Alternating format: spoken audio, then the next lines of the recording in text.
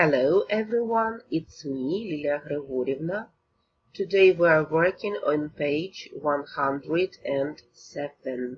Сьогодні працюємо на сторінці 107. На цій сторінці перед нами слова, які допоможуть опрацювати успішно текст. Розглянемо слова hotel – готель, swimming pool – плавальний басейн, go shopping – ходити на шопінг, займатися шопінгом, souvenir – сувенір, hill – пагорб, вишиванка. Repeat after me these words. Повтори ці слова після мене. Hotel, swimming pool, go shopping, souvenir, hill, вишиванка. Перше завдання. Потренуйся у вимові цих слів та запам'ятай, що вони означають. Переходимо до тексту. This is exercise number 1. Цей текст складений у вигляді електронного листа, який треба відіслати. From Jim – від Джима to Matt – до Мета. From Jim to Matt. Ось такий лист. Будь уважним. Запитання до цього тексту. Зараз ти його будеш слухати. І, будь ласка, з'ясуй, скільки людей в сім'ї Джима. Будь уважним. Hello, Matt. Last week I was in Kyiv, Ukraine, with my family. The weather was great. It was hot and sunny. At our hotel there was a big swimming pool. My sister and I like swimming, so it was fun. We went to the National Art Museum. I bought postcards.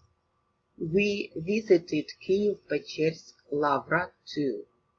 It is a church on the hills near the Dnipro River. We also went shopping.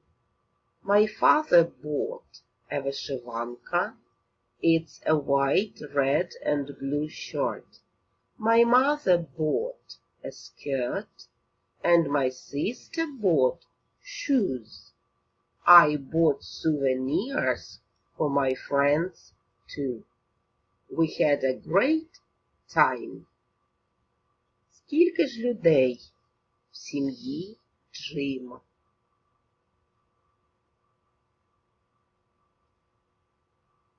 Правильно, 4. Jim, yes, his father, his mother, and his sister. Jim, його тато, його мама і його сестра. Окей.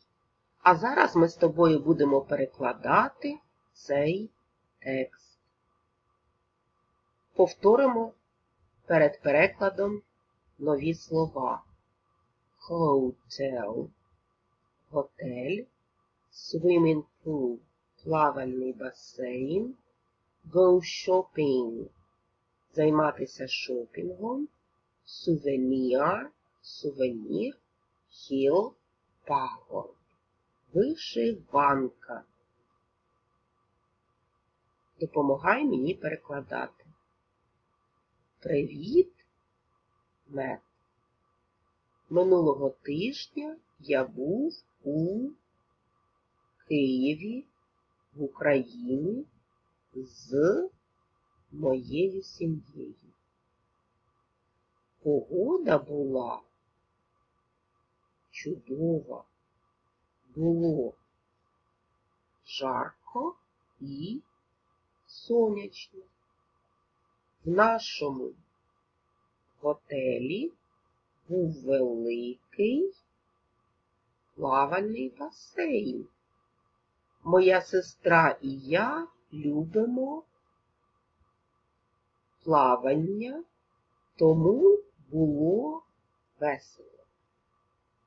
Ми ходили в Національний художній музей. Я купив листівки. Ми відвідали Києво-Печерську лавру.